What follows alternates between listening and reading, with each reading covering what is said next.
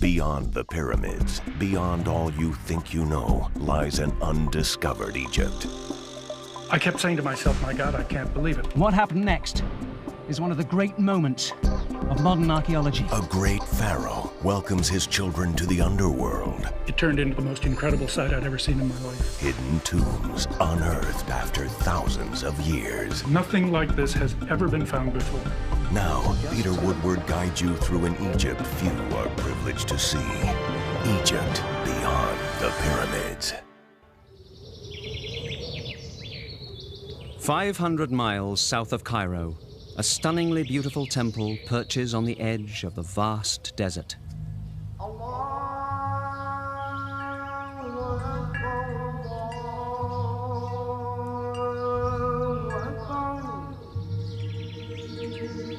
Within its walls lies a toppled 1,000-ton image of one of Egypt's greatest kings, who left behind one of Egypt's greatest mysteries, the fate of his many children. It is a saga that some believe will end in a remote tomb in the legendary Valley of the Kings.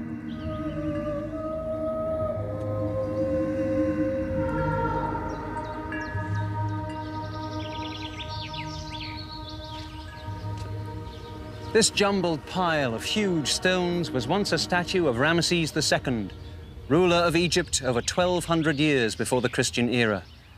His face gazes towards the sky, and here is a shoulder. This was one of the greatest statues ever carved, and it was erected here at the Ramesseum, Ramses mortuary temple close to present-day Luxor. In the 5th century AD, the Coptic Christians are believed to have pulled down the statue, and over the centuries, earthquakes further destroyed the fallen pharaoh's likeness. Of course, Ramses had the last word. His image today is anything but a colossal wreck.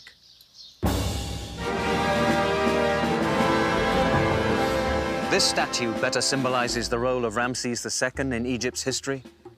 He was a king who led his armies to victory, who built the most astonishing structures all over Egypt. He ruled for 67 years. His was a reign longer than all but one pharaoh, and when he died, history would remember him as Ramesses the Great. Ramesses was in his early 20s when he succeeded his father, Seti I, in 1280 BC. Seti had been a dynamic and successful pharaoh, and saw to it that his son was well prepared to follow him. As a child, young Ramesses accompanied his father to war. He learned firsthand the lessons of leading an army. While still a young man, he studied engineering techniques. He oversaw the stone quarries where the huge obelisks were cut to decorate Egypt's temples. The training paid off. Ramesses II's reign as pharaoh was unsurpassed in its stability and achievement. The teenager who had followed his father into battle became a determined warrior who defended Egypt from outside threats. Ramesses also learned his lessons as an engineer. He left to history some of Egypt's most monumental and beautiful structures. In a civilization of great builders, this pharaoh was certainly one of the greatest. Over 3,000 Egyptian citizens were put to work just to cut the stone for the beautiful temple he dedicated to himself, the Ramesseum. And on towering cliffs overlooking the Nubian Nile, Ramesses had carved one of history's greatest monuments to ego, the breathtaking Temple of Abu Simbel. 4 colossal statues of the pharaoh himself soar 60 feet high. Eh bien, je pense que, en fait, Ramsès s'inscrit parmi les grandes figures. I think Ramses can be included amongst the greatest historical figures of ancient Egypt. He was a talented military man who saw battle, who in fact ensured a certain stability to the kingdom of Egypt. Starting at the Delta and all the way to Nubia, Egypt was covered with monuments which tell the story of his reign. Ramses was indeed a great warrior, and his enormous building projects have awed people since the earliest tourists sailed the Nile in Greek and Roman times. During his reign, Egypt's fame and wealth grew, and his subjects experienced a bountiful and secure era. So great was Ramses' opinion of his own accomplishments that he would take the immodest step of declaring himself divine, a god living among mortals. However, his divine status would not have impressed one notable group of visitors to his country. Judeo-Christian tradition names Ramesses II as pharaoh at the time Moses led the exodus of the Israelites from Egypt. Of Ramesses' many impressive accomplishments, his greatest may have been his prodigious feats of fatherhood. The beautiful Nefertari was his most famous wife, but he had many other official queens, lesser wives, and concubines. With all of these women, Ramesses fathered over 100 children that we know of, including at least 50 sons. Having many wives and children was probably not unusual for a pharaoh, but what was unusual was that Ramesses proudly listed and portrayed his children on the walls of many of the buildings he constructed. Les enfants de Ramsès, la représentation des enfants de Ramsès dans la plupart de ses temples. He reproduced his children on the walls of the temples in long princely processions where we find both the king's sons and daughters. It's thanks to these lists that we are able to somewhat establish Ramses' descendants. For most pharaohs of ancient Egypt, we know nothing about the members of the royal family. For Ramses II, we know the names of many of his wives, we know the names of many of his sons and many of his daughters, more than 24 of each. Ramses II was indeed a singular fellow in that no other pharaoh before or after him had ever given so much attention to his children. Despite such unusual public acknowledgement by their father, we know very little about the lives of all those children. Being an heir to Ramesses' throne was a frustrating process. He would rule for 67 years and outlive 5 of his successors. The first of these was Amun-Khehepeshef, who died in the 40th year of Ramesses' rule. If indeed Ramesses was the pharaoh of the Exodus, Amun-Khehepeshef would have been the firstborn son slain when God sent the 7 plagues against Egypt, though it is doubtful history will ever be able to confirm this. Of the other princes of Ramesses, we know few details. Son number 4, Khemwezi, was highly regarded and may have been his father's favorite. He was an important priest and oversaw the construction of many of Ramesses' most dramatic building projects. He died in the 55th year of Ramesses' reign. Merneptah was Ramses' 13th son, and we know little about him until he was appointed general of the army in the 40th year of Ramses' reign. He was probably the real power behind the throne for the last decade of his father's life. Even as an old king, Ramesses was tall for an Egyptian, 5 feet 8. In his final years, he was troubled with arthritis and curvature of the spine. And like most of his countrymen, his teeth bothered him. He was slightly built with a sharply hooked nose and large pierced ears. We might guess that he was a bit vain, since even as a very old man, his hair was dyed a stunning shade of red. Until the very end, Ramesses II remained Ramesses the Great, active, assertive, and an enormous presence in the life of his nation. But even for a living god, the end in this world does finally come.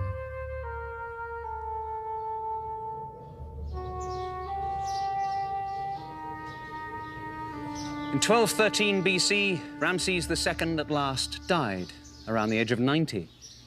Considering life expectancy in Egypt was just a little over 30, the gods may have been revealing to mortals the great nature of their king. He was succeeded by his 13th son, Merneptah, who ruled for another 9 years before he too died. But of the many other sons of Ramses, we know of the tombs of just 2. All the rest have vanished. They are the lost princes of Egypt.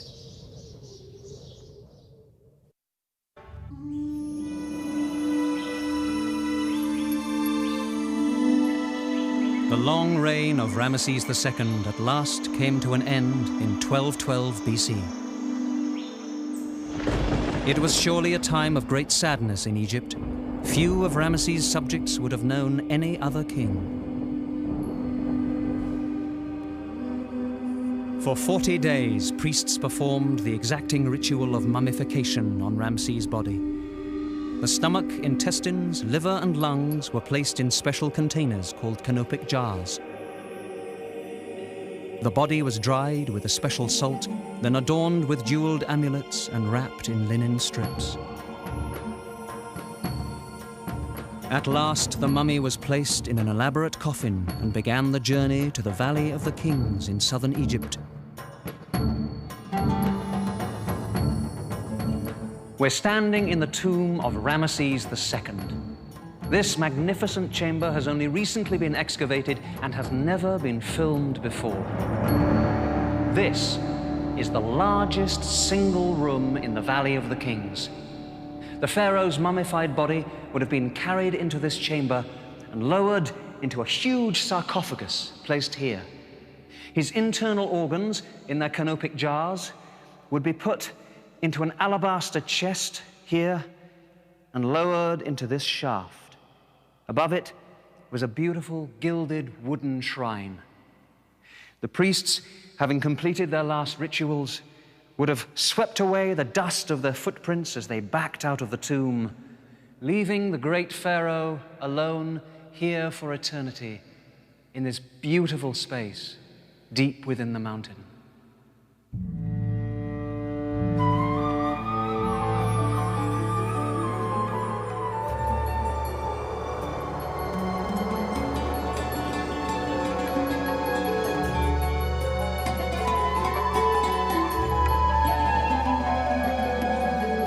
The world has seen the beautiful treasures that were discovered in the tomb of the pharaoh Tutankhamun, who died over 100 years before Ramesses. If this was the treasure that was buried with Tut, a minor king with little impact on Egyptian history, we can begin to imagine the magnificent objects and adornment which must have filled the tomb of Ramesses the Great. But Ramses was not lucky in his choice of final resting place. Within 150 years, tomb robbers had found their way in and carried off what must have been a treasure beyond our dreams. From this, the tomb of the Pharaoh of the Pharaohs. All we have left are a few precious fragments recently discovered by the French Egyptologist Christian Leblanc. Alors, la tombe de Ramsès II a livré un certain nombre d'objets. In the tomb of Ramses II, a number of objects which belonged to the funeral decoration were found, notably vestiges of the canopic jars, in which the viscera of the king had been placed. We also found vestiges of the funeral bed. At the front end were two leopard heads like these, which still show very beautiful traces of color, which look like gold. Et puis, il y a aussi et cette pièce absolument exceptionnelle And this absolutely exceptional piece, a statuette of Ramses as a rather young man. It was placed near the king's mummy in a tomb which must have been absolutely sumptuous, one of the most beautiful royal tombs. Robbers had invaded tombs since the earliest days of royal burials. Usually working in gangs, they sometimes bribed guards. More often, they simply broke into the tombs after political unrest or threats to national security distracted the attention of those charged with their protection. Other than these few artifacts, Ramesses' great burial treasure had vanished. But by some miracle, Ramesses' mummy was undisturbed. The priests, who saw pharaonic mummies as gods, took drastic action to protect Ramesses' remains from desecration. Along with the corpse of his father, Seti, and many other kings, Ramesses' mummy was secretly moved to an ancient, long-ignored tomb less than a mile from the Valley of the Kings. Here, the body of one of Egypt's greatest pharaohs was left unceremoniously stacked with other royal mummies. His secret resting place was so near, yet so far, from the place which had been so lavishly crafted to hold his corpse. His own great tomb now sat, abandoned and unprotected.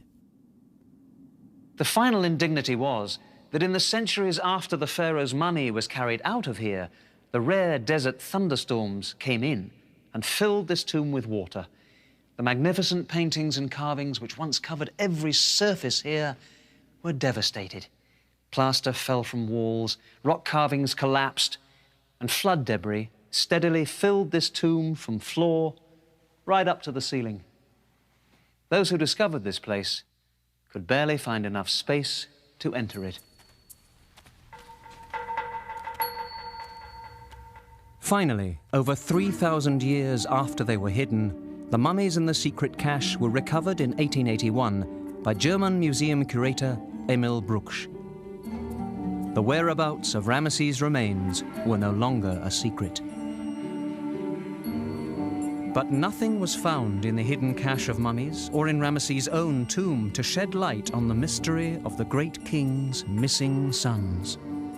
How could these princes, whose existence had been so thoroughly documented, vanish from history? It would take over 100 years to find an answer. That answer suggests that Ramesses' sons may have been within walking distance of their father's tomb all along. Coming out of Ramses' tomb into the Valley of the Kings, you can see that he had company. There are 61 other tombs here. Just a short walk up there is the legendary tomb of Tutankhamun. Seti I, Ramses' father, is buried there. Meneptah, his son, just around the corner. But where are the tombs of the many other sons of Ramses? Well, just 30 yards away over there is tomb Kings Valley number 5. And KV5 may well hold the answer to that question. In 1825, the Egyptologist James Burton entered the tomb. He pronounced it unimportant. Later, this whole area was buried under tons of rubble. Tourist buses passed within feet. In 1987, American Egyptologist Kent Weeks uncovered this entrance to the tomb.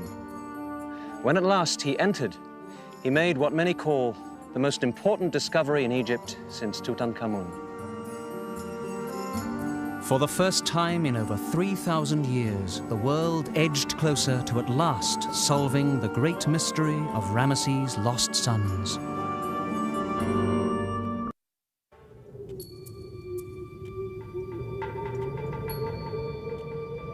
For 450 years, Egypt's pharaohs were buried in a desolate desert canyon as a safeguard against tomb robbers.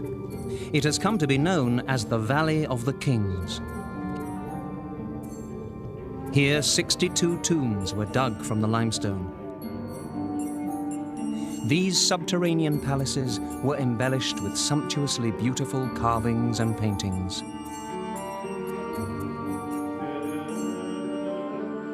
But by the 3rd century BC, the Valley of the Kings lay silent and forgotten. In the early 18th century, an English clergyman named Richard Pocock visited the valley and drew its first map. Other European Egyptologists followed, but their mapping of the tombs remained imprecise and inaccurately plotted. In the 1970s, Dr. Kent Weeks, a leading American Egyptologist from Washington State, decided to begin the first mapping of the Valley of the Kings using survey techniques which relied on extremely accurate measurements. It would take over a decade of hard work just to accumulate all of the data. But sadly, by the late 1980s, there was little money left to print up the detailed map Weeks wanted. So he decided to use the knowledge he'd accumulated and tackle another ambitious task. So I thought what we would do is to take the little money that we had at that point and do something that I had considered doing a few years earlier. And that was to go back into the historical records, try to identify tombs that had been seen in the 19th century but for one reason or another had gone missing, and try to relocate those tombs and put them on the map of the Valley of the Kings as well. After an extensive search of historical records, one tomb stood out. It had been seen during the 19th century and given the designation KV5, standing for Kings Valley number 5. In 1825, the Englishman James Burton cut a 25-metre crawl space into KV5. He drew a sketch plan which revealed the presence of 11 chambers, but his notes did not inspire enthusiasm or excitement from his peers. Even Howard Carter, the discoverer of Tutankhamun's tomb, used the KV5 hillside only as a dumping ground for debris from his excavations. They buried the tomb under 3 meters of fill. As if that weren't enough, another series of flash floods from torrential rains that hit the Valley of the Kings occasionally dumped more debris over the tomb entrance and hid it. By 1920, possibly even earlier than that, KV5 was a dim and distant memory. There was nothing to be seen. But Kent Weeks was intrigued by the drawings of the tomb that Burton had made. In his plan, it looked like no other tomb that I had ever seen before. Most of the tombs in the Valley of the Kings are long corridors cut deeply into the bedrock. This tomb, on the other hand, had, in Burton's drawing, about 6 chambers that went off in all directions from the entrance like tentacles of an octopus. And I thought, gosh, what a strange-looking tomb. Why don't we see if we can't locate this? Something else grabbed Weeks' interest. By 1989, some researchers were suggesting that the lost KV5 might also be the missing tomb of Ramesses' children. From Burton's notes, Kent Weeks had an idea of where in the valley to begin looking. He made a decision. He would try and find what had been lost for so long. We dug basically a narrow trench about 3 feet, a meter wide. The first thing we encountered was a cut in the bedrock that very clearly delimited a man-made, not a natural, pit or depression in the hillside. And then we began finding traces of staircases. After months of hard work, Kent Weeks' staff had cleared the entrance pit to KV5. Now at last the moment had arrived to look inside. Well, in the summer of 1989, we had cleared the stairway, come down to this doorway leading into the first chamber. Now, it didn't look like this. It was completely filled, floor to ceiling, with flood debris that had washed in. What sort of level? Right to here. Right to here. And it was only because of a small little channel that had been dug by James Burton in 1825 that we could see anything at all inside. Here are traces of Burton's lampblack on the ceilings where he was peering through. So you just crawled through Burton's original tiny hole? That's right. That was the only access into the tomb. And even at that point, we could not see any of the side walls. Are we talking about inches here, or what sort of size was this? Well, it was a tight fit for me, let's put it that way, a very tight fit. So you managed to crawl in, probably a little guessing that you were going to be working just in this room for how long? What you said. It took us 5 years to clean this chamber out. But even by the second year, we knew that we were onto something in KV5.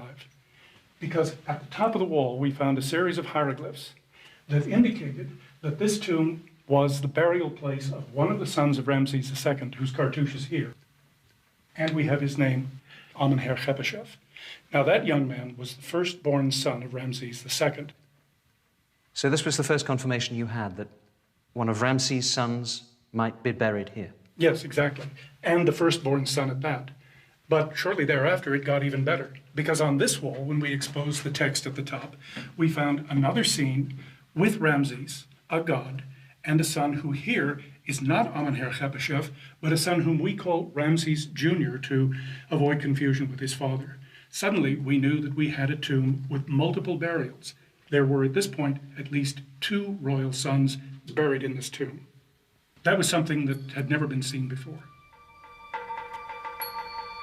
Kent Weeks was now certain that KV5 promised to be much more than just a minor tomb, even though he still didn't know if it was bigger than the 11 chambers detailed in Burton's original sketch. But making progress in unlocking KV5's secrets was agonizingly slow. The Valley of the Kings may get, on average, 1 or 2 millimeters of rain a year, if that.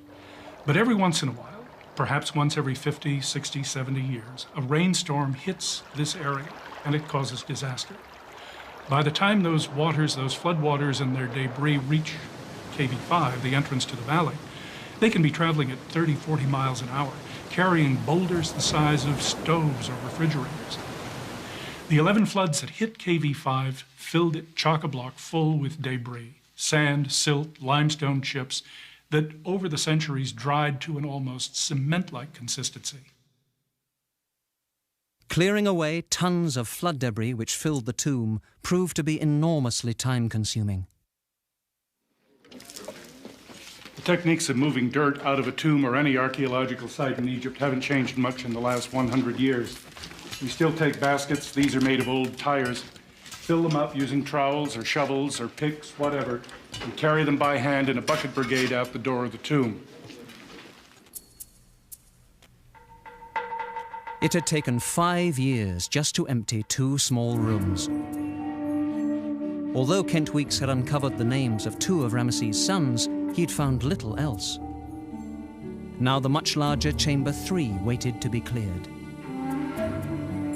What Weeks would discover in this part of the tomb would justify all the years of patience and hard work. Kent Weeks crawled into the 3rd chamber, into this tiny gap. He hoped to find something underneath this huge pile of debris. But he couldn't get to it. He realized that the weakness of these pillars and the ominous cracks in the limestone ceiling above my head meant that this whole area would have to be stabilized. Work that's only just been completed.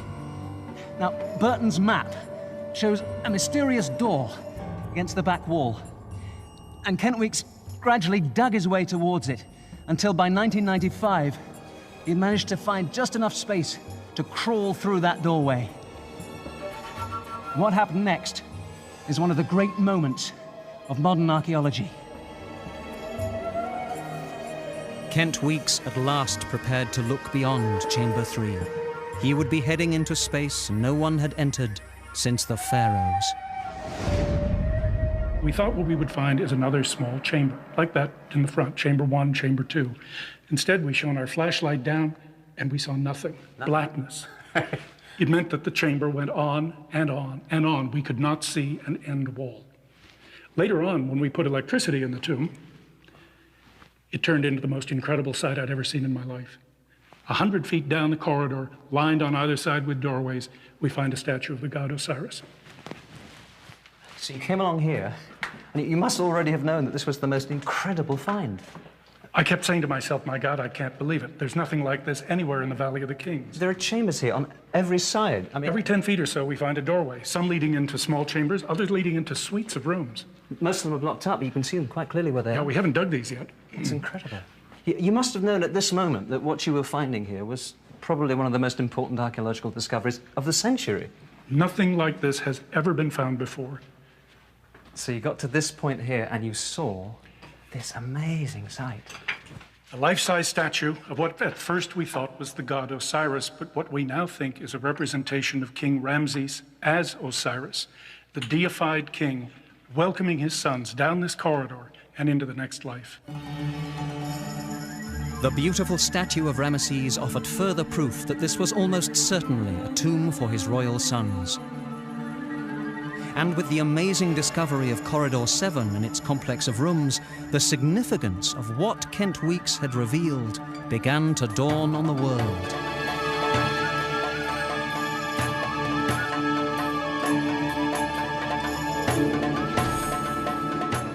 Most of the tombs in the Valley of the Kings contain no more than 8 rooms. Ramses I, Ramses the Great's grandfather, had just 4, as did the legendary Tutankhamun. Weeks had already discovered at least 65 rooms, and more soon appeared. Nothing like it had ever been found. KV5 seemed to move off in all directions at once. This corridor is very perplexing. It drops more steeply than any other corridor in the tomb. In fact, some of the side chambers that are cut here actually lie beneath the floor of chambers on an upper level. Now, at the bottom of this steeply sloping corridor, suddenly we descend 4 steps, and we find ourselves in another large pillared hall. In this case, one with 3 pillars down the center of the rectangular room. This is a good example, by the way, of the stratigraphy that we're confronted with in KV5. Filling this chamber, like the others, chock-a-block full of flood debris, you can see the different layers. Deep inside the tomb, hundreds of feet from the entrance, flood debris continued to be a problem.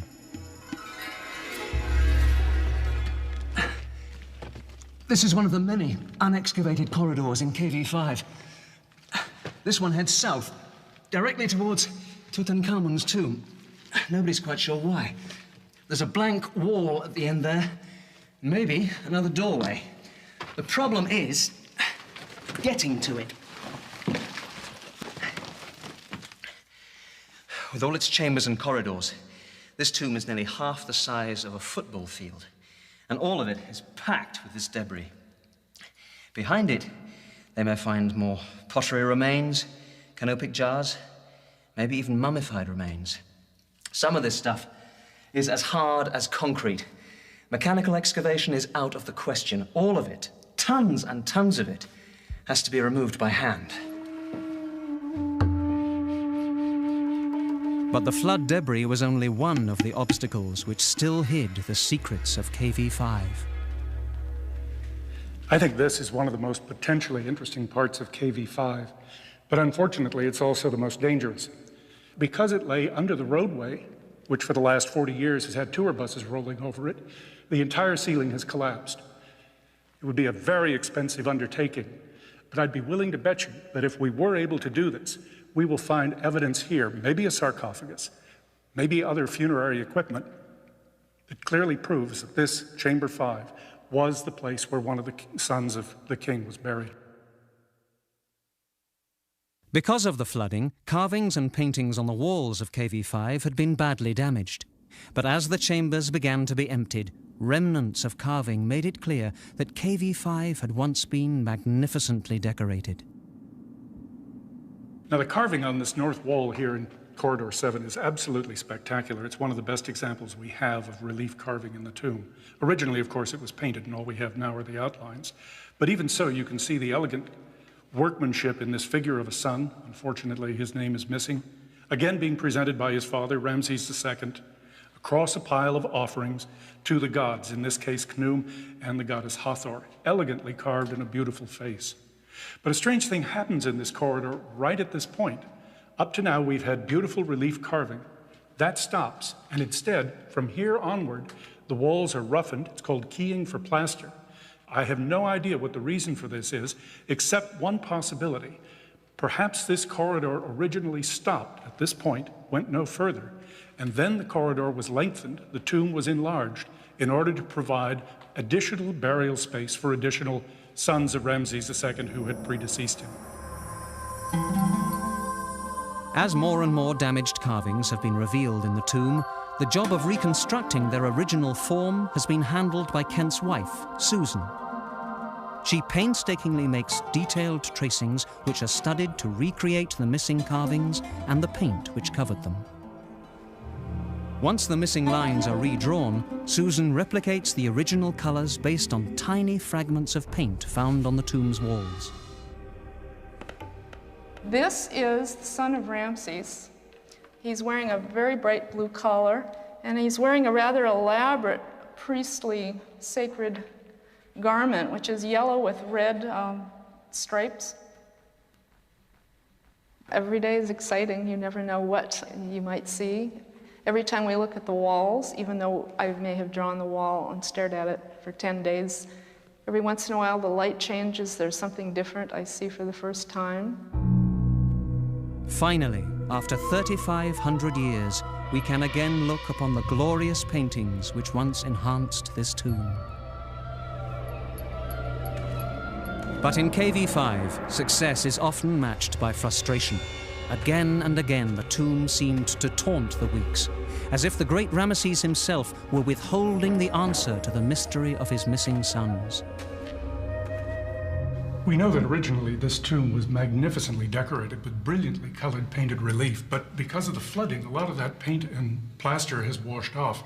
And nowhere is that more frustrating than in this scene in the second chamber.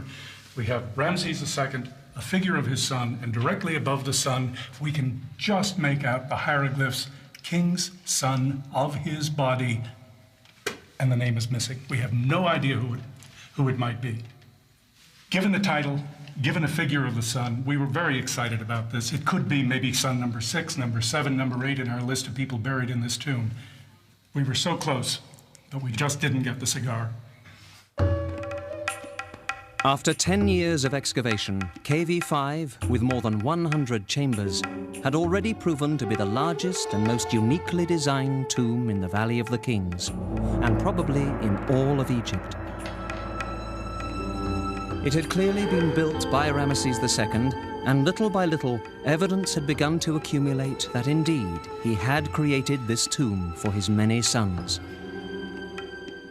We have the names of several sons written on the walls of KV5. We have more than 24 representations of the king presenting various of his sons in the afterlife to the gods.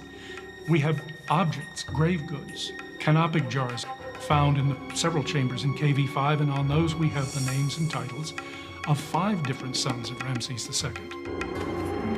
Kent Weeks would soon find evidence of a much more personal nature. In 1998, KV5 at last began to give up some of the bodies that had rested in this special tomb for so very long.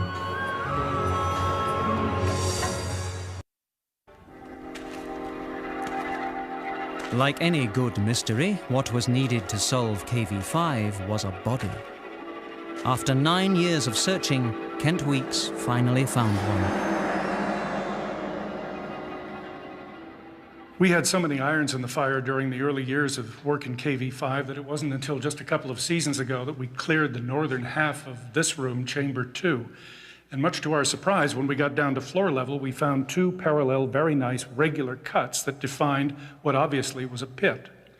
Now, I think originally this may have been the burial place of whoever was buried in this tomb when it was only a 2-chambered tomb in the 18th dynasty. What we found when we got to the bottom of the pit was a series of layers of bones. And beneath that, 3 adult male human skulls with the neck vertebra still attached and traces of mummified tissue and wrappings over their body.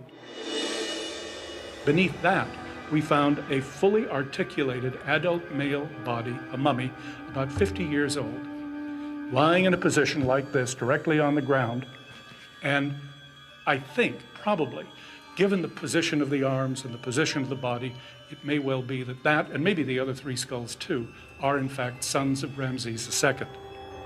Why would so important a mummy be left in such a crude and unadorned pit? Kent Weeks believes the answer is very simple. When tomb robbers entered KV5, they went down deep into the tomb, into the burial chambers of his sons, grabbed the mummies and brought them up here near the front door, where the light was good and they could see what they were doing. They ripped the bodies apart in their search for gold jewelry and pectoral necklaces and so forth, and then simply dumped the body parts on the ground.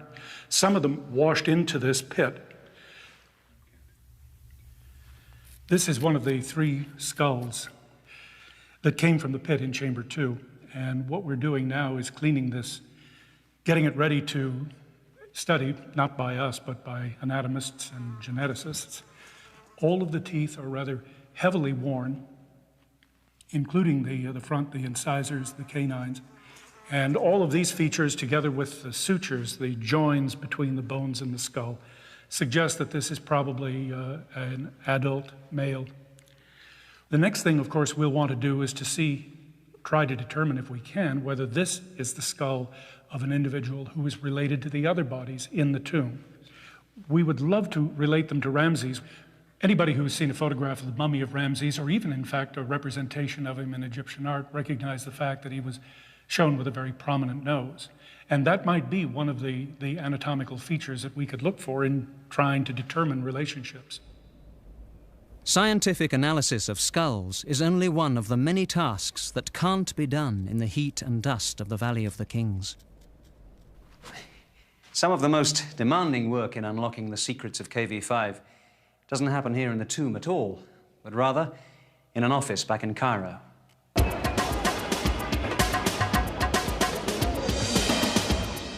When we started work on the Theban mapping project back in 1979, we were operating on a real shoestring. Today, We have a full-time staff on the project of 8 people now, and a part-time staff of volunteers and part-time employees who are scattered all over the world.